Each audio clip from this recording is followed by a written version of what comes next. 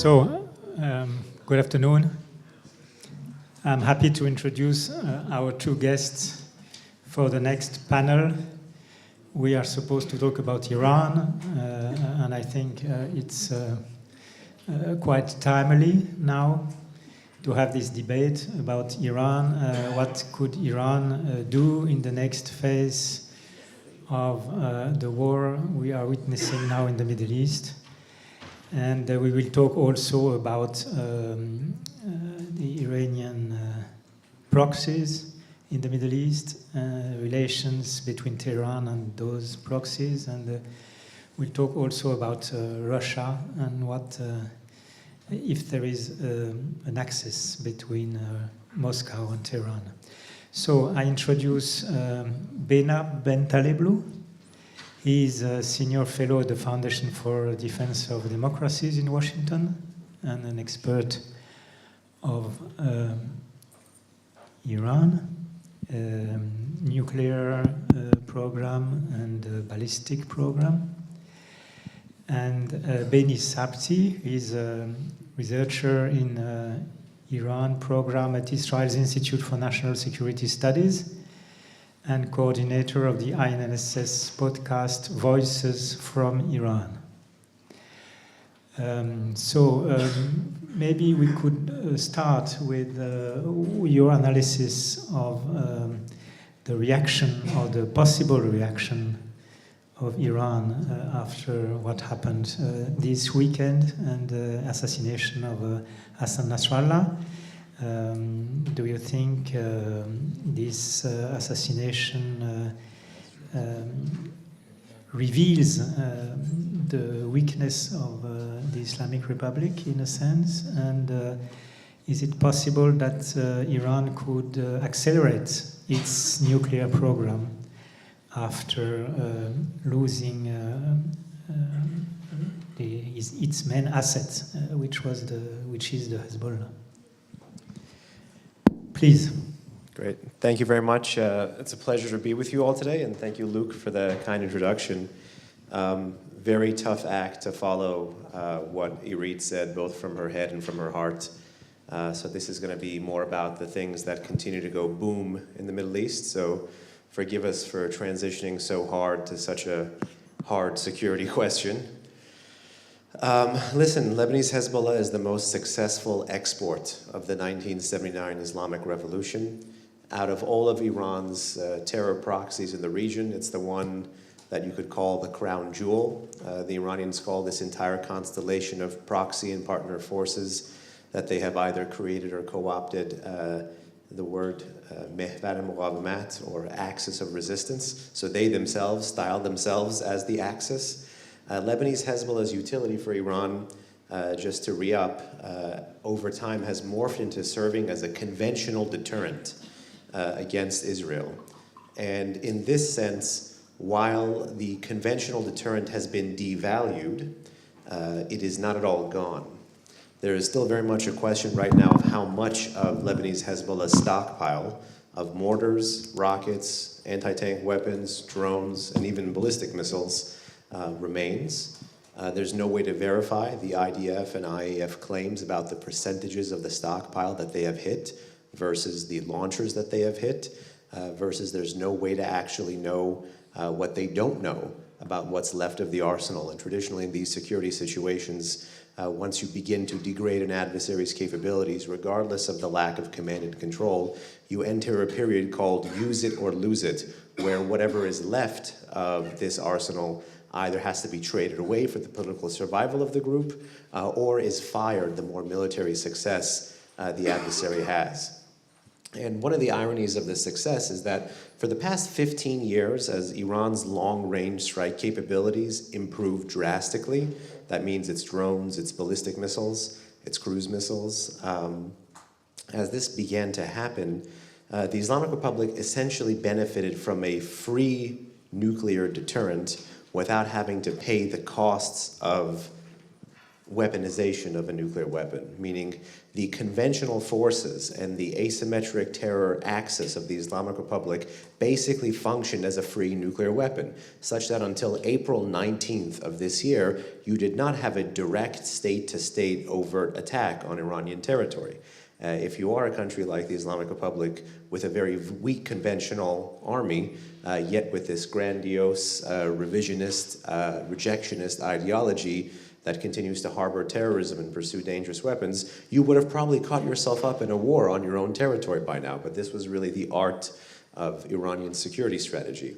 But now with the successes in the short to medium term of Israel against this network and dismantling and defanging part of it, it does raise that last point that you mentioned, Luke, and it makes it more dangerous, which is as the conventional deterrent gets devalued, as people look at each of these proxies being taken apart or being rolled back, then you may have Tehran double down on that ultimate deterrent weapon, which is a nuclear weapon.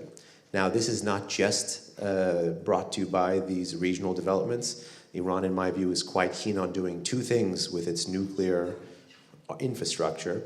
Number one is to use the change in the political situation inside Iran to again dangle or tempt the West with nuclear diplomacy to buy time to let the lapse of UN sanctions ultimately finish in October of 2025, to remove a diplomatic option from the West.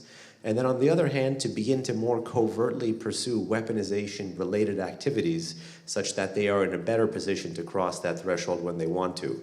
So in sum, it is absolutely plausible that short to medium-term conventional success may breed a longer-term nuclear problem. Thank you. So, Benny, please, you can help us also understand what are the terms of the internal debates inside the Iranian leadership. We often portray that debates as a conversation between moderates and radicals. How do they react, both of them, to the recent events? Thank you. My friend and my colleague Behnam described the other issues very well. So, maybe it's a good thing that we are after the story of Irit about what happened, and we are asking about moderates inside Iran. I was also a believer that there are some moderates. I was Iranian born and raised before the revolution and after the revolution. And after the 80s, after we escaped Iran, we were so not lucky to stay there in the better years. We were there only in the bad years. Yeah. But we had some hopes, and there was Khatami as a president and Rouhani as a president, and we had JCPOA.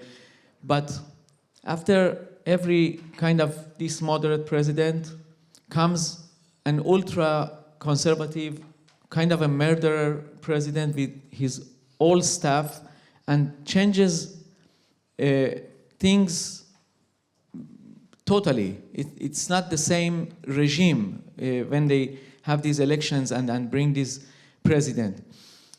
And after all these years, you understand that it's all lies. There is not such a thing, a moderate government or a moderate regime. Of course, there is not. We have two governments.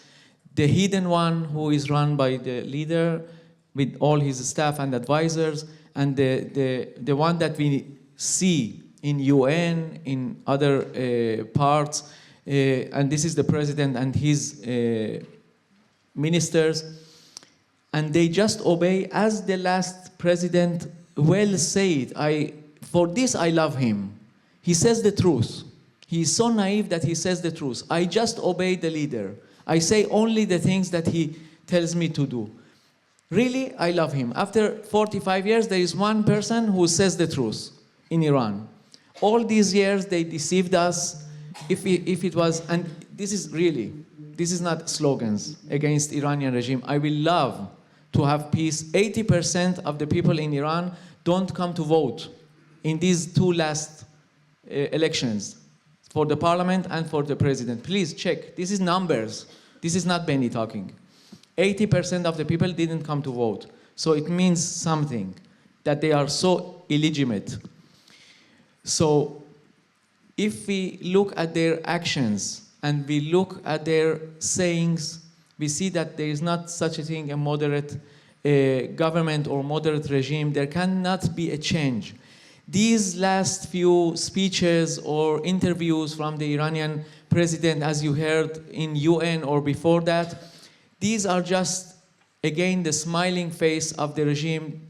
They have a lot of economic and social problems. It's not in Lebanon. In Tehran, there is a lack of electricity for 7 or 8 hours every day.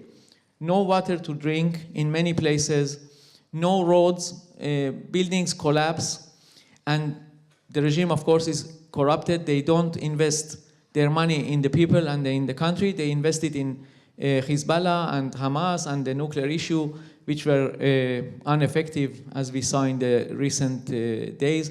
I heard yesterday, it was published, I don't know where, but Iran regime invested $110 billion, maybe more, in Hezbollah, only in Hezbollah, in 45 years. You can build 3 countries with 110 billion years, because Iranians also, they don't spend money a lot. They can build really 3 countries with this amount of money. But no, they decided purposely to bring the collapse of Iran as a country and give it to others, to bring terror, and in their eyes, this is a deterrence. This is a way of deterrence. So we don't have a moderate government in Iran. They just want to bring the purpose, the goal in another way, in the old ways, like what Khatami wanted to do. And we know that the nuclear program began in 96, 97, when Khatami came to the power as a president. And after that, they continued with that in the next years. So I don't see Iran regime goes back from these goals until there is a very heavy and strong threat on the table against the regime. And I'm very sorry to say that as an Iranian, but there is not choice. What happened to Hezbollah in these last few days, it's kind of a microcosmos of what can happen to Iran. And it's not a threat, because when Israel will come to the conclusion that she has to save itself, Israel will do that. We cannot be in the neighborhood if there is a country with nuclear weapon in the Middle East. It's already enough that India and Pakistan have nuclear bombs, and we cannot know where it can go, but it cannot come nearer to Israel. And of course, every day we hear the slogans from Iran, death to Israel, we have to destroy them, we have to burn them. Everything that happened in October 7 came from Iran. You remember that girl, Noah Argamani, who was kidnapped? Do you remember how she was kidnapped? By what? On the motorbike. I saw, as a child in '84, that they took soldiers in the middle of the streets to Iran-Iraq war. If there was a student in the middle of the street in Tehran, I was 12, 13 years old. Don't do the math, please. I'm 24 years old now, okay? Don't do the math. So I saw IRGC Revolutionary Guards people taking students who didn't have ID card, or even pupils from school, from high school, if they were looking much mature from their age. They took them on the motorbike, and took them to the front, and they never came back. These are the sites that I saw also in October 7th. So all the propaganda, all the ideology came from Iran. Of course, Hamas is extreme by itself, but they had a lot of help, not only in training and not only in missiles and everything, also ideology. So Iran, who experts all these propaganda and ideology, they cannot be moderate. Until that day that they come out to their TV and they regret the slogan of death to Israel and death to America, there are so many cartoons of destroying White House or even Europe Parliament, and every time that there is a problem with France or Germany, we have demonstrations in front of Germany embassy or French embassy or every embassy. They don't believe in existence of other. The first other is in the house, the woman, the daughter. They don't accept that. The conservatives, most of the conservatives, of course. There are some normal people in Iran, 80%. But the regime is not. And until that day that they regret these slogans and their acts, and they don't cut the budgets and the ideology against the West, the liberal West, and Europe is also under danger, and it was said before, maybe we can talk about it more. Until that day, I'm very pessimistic. Thank you, Benny. Thank you, Benny. We will take questions from the room. If you have any question, please raise your hand. Maybe in the meantime, I will ask you, we saw in the Ukraine war how the Islamic Republic supported Russia with drones, missiles, and bombs, etc. What do they expect in return in case there is a confrontation with Israel? Well, not just confrontation with Israel, but the million-dollar question right now is Iran, for 2 years now, has been giving drones to Russia. The world, the West, America, the UN, Israel even, had 2 years to help disabuse and deter the Islamic Republic from going ahead and giving ballistic missiles. Not enough action was taken, and now ballistic missiles have made their way into the hands of Mr. Putin as well. So if Europe's biggest weapon against Putin is sanctions that are designed to slow his military-industrial complex, to keep him out of the fight, to make time and space for Western weapons to go into the hands of the Ukrainians to defend their country, North Korean weapons and Iranian weapons are designed to keep Putin in the fight for cheaper and for longer. That's the utility of these weapons in the hands of Putin. If you're fighting a war of attrition, he will too, and he'll get cheaper weapons that allow him to strike a whole host of civilian and military targets. To what we know about this so far, in exchange for the drones already, the Islamic Republic has received cash, the Islamic Republic has received gold, the Islamic Republic has tightened its economic cooperation with Russia to include more sanctions busting. The Islamic Republic has even received captured Western weapons. In April of this year, I testified before the US Congress on precisely this issue. A little bit earlier before that time, I actually found video of the commander of the Islamic Revolutionary Guard Corps Aerospace Force from before the COVID era meeting his Russian counterpart. He's shaking hands with him and he says, "You help me create a space command, I'll help you create a drone command." The Space Command of the Islamic Republic, Iran, has 2 space programs, one run from the Space Agency, one run from the Islamic Revolutionary Guard Corps. This one uses liquid fuel rockets, this one uses solid fuel rockets. Both of them offer them a long-range missile pathway to first strike the European continent, and then potentially, God forbid, the American homeland. So the Iranian space program is a way to get around their 2,000-kilometer cap. So we assume that this could be on the table. In fact, we know it is on the table because even in the commercial and the satellite space, the Russians have launched at least 3 or 4 Iranian satellites over the past few years on their own carrier rockets. The Iranians are trying to create their own more localized system of a GPS called localized navigation system. That is something the Russians could help them with. The Americans, at least twice, once in 2022, once in 2024, talked about the Russians giving Iranians nuclear assistance, so that should be setting off red flags for everybody. So the question is, what wouldn't they give? But if you look at the world today from the perspective of the Islamic Republic, even if none of this was delivered, 2 important things the Russians will deliver. Number 1 is status, number 2 is security. Iran, since the 1990s, has been copy-pasting Russian talking points about the expansion of NATO.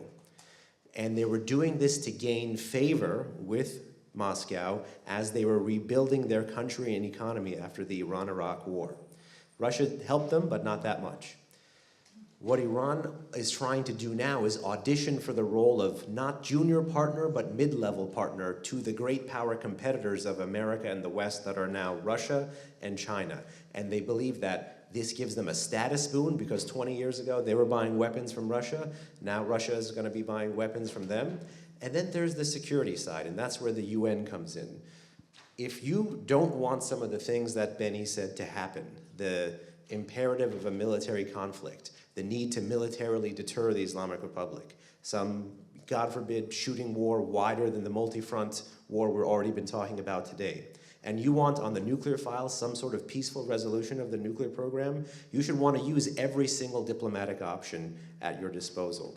And the major diplomatic option for pressure against the Islamic Republic, that is multilateral and not unilateral, expires at the UN in October 2025.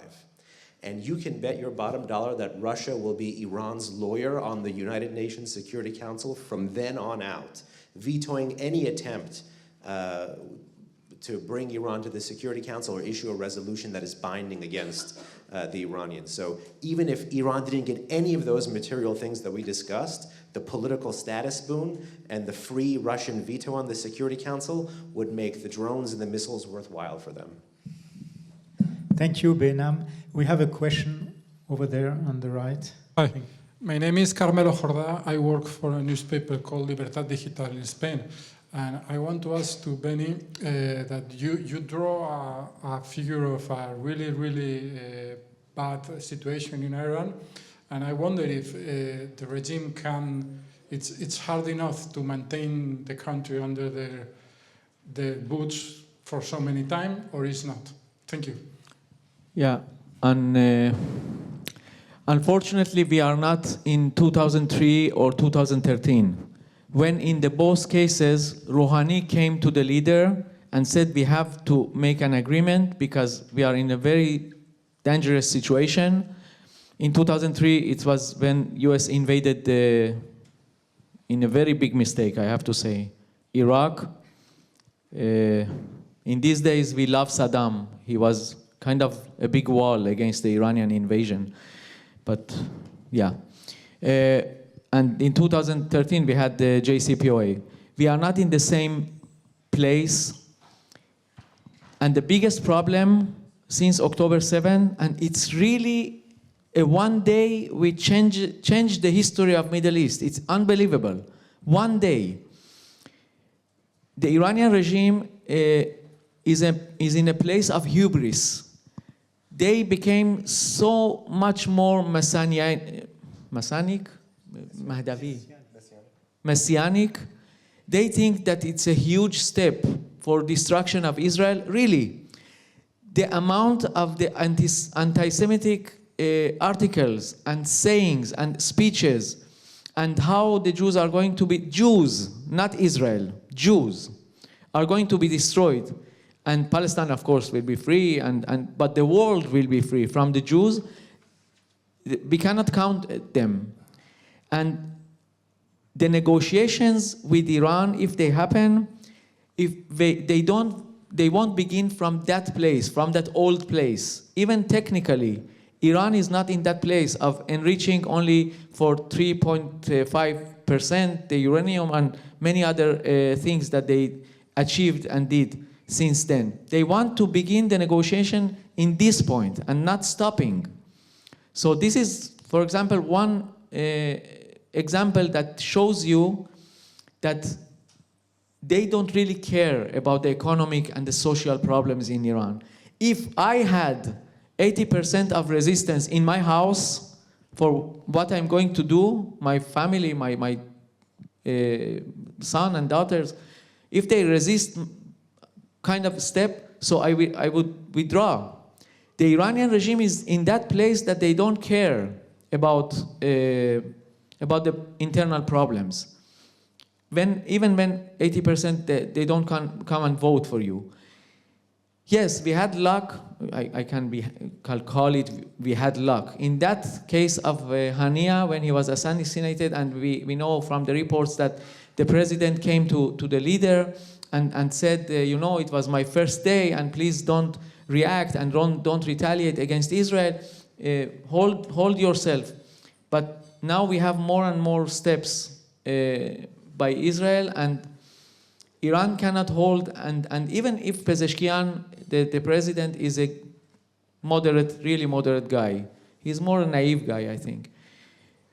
The regime as a whole, they can hold themselves. IRGC became so strong. I remember the Iranian leader says to them in 2013, let Rouhani make the agreement. Hold yourself. And they were so angry, and they didn't know what to do. Luckily for them, there was a war in Syria, and they could go there and expand the revolution. Of course, a very bad thing for Israel and for all of the world, all the immigrants that came to Europe, and much more problems since then. So he cannot come more to the leader and to IRGC and tell them to hold themselves, because it says that Iran has been changed and we didn't notice that. If they hold themselves, it's not IRGC. You know, in the name of IRGC, there is not Iran, it's the Islamic Republic, Islamic Revolutionary Guard.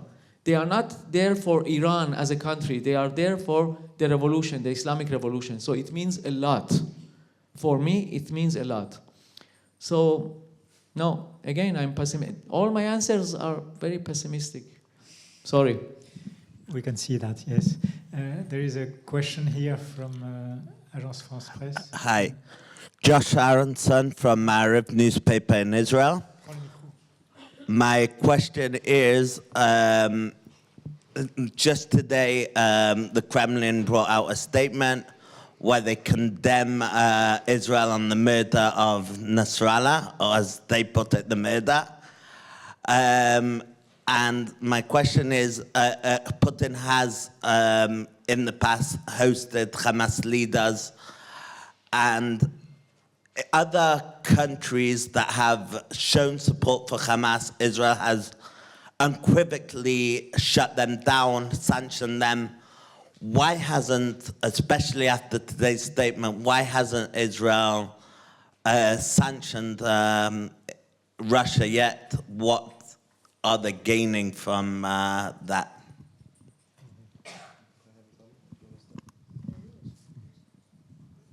We're going to split this question up, if that's all right. Teamwork. Listen, we can only guess, but I think my best guess is at the permissive environment. You know, the real thesis of your question actually has less to do with Iran, but more to do with the kaleidoscopic Russia-Israel relationship. And in the past decade and a half, I think I saw General Amador walk around in the back there. He led the conversation this morning about the Israeli military successes against the Iranian-backed network in Syria. Syria is a key part of this land bridge that the Islamic Republic has operated from its own border, turning a country in the heartland of the Middle East, actually pretty close to Central Asia and South Asia, into an Eastern Mediterranean power by being able to ferry men, money, and munitions from Iran to Iraq to Syria to Lebanon. You don't have to take it from me. In 2012, Iran's former president, in a meeting with some Iraqi friends, said, and this was Rafsanjani, by the way, said, if the chain from Syria to here is cut, bad things will happen. So they understand that to support Hezbollah in the way that they did all these years, they had to possess Syria. On the flip side, because they had to possess Syria, the Israelis had to take out all of the assets that Iran was building up in Syria and staging in Syria to ultimately deliver to Lebanese Hezbollah. The Russians were exceptionally permissive of all of the Israeli long-range fires campaign against the Iranian Axis network in Syria. So much so that probably Qasem Soleimani, Iran's former chief terrorist and Quds Force commander, would have loved it if even just once the Russians would have turned on their air defenses to detect Israeli planes or not deconflict on one day with Israeli planes, or even provide air cover to the Islamic Revolutionary Guard Corps or some of the Iran-backed militias that operate on both sides of the Iraqi-Syrian border. So in my view, I think the Israelis are trying to have their cake and eat it too, trying to maintain their relationship with Putin, even though Putin is fusing exactly what we see with the Islamic Republic, which is a dangerous brew of anti-Americanism and anti-Semitism. Yes, I totally agree with Behnam. I can add only that, we remember that Putin hosted the Hamas leaders or Hezbollah leaders even in the early years of his presidency, 2003 or 4. It was a very big sign for all of the world that where it is going to be. I wish that we, as a media coverers or press or everything, we have to see the signs and maybe even try to understand that the real man will be out after these signs. If you host Hamas leaders, we can know what it can go from there. The problem is that Putin, also like the Iran regime, loves limited instability. And for him, Hezbollah was not only the Iranian hand in the area, it was also Russian hands to make the instability, to bring more Russian weapons to Syria, influence everything. So for them also it's important. They want to keep the alliance with Iran regime because of the drones and the missiles to supply them to them. So we can see that this axis can go on for a long time if they are not deterred. And I'm going to say something very imaginary, maybe something surprising, but sometimes it seems that it's not only that Iran is kind of a colony or a proxy for Russia. Russia, in this case, can become also a proxy for Iran, for their intentions, for their bad intentions, even in only the ideology area. And this is a very dangerous thing for Europe. If they are not stopped in that place in Ukraine, they can cooperate also against Europe. I remember a few months ago, a former commander of IRGC, Safavi, who is advisor to leader now, he said that we have to expand our borders to 5,000 kilometers.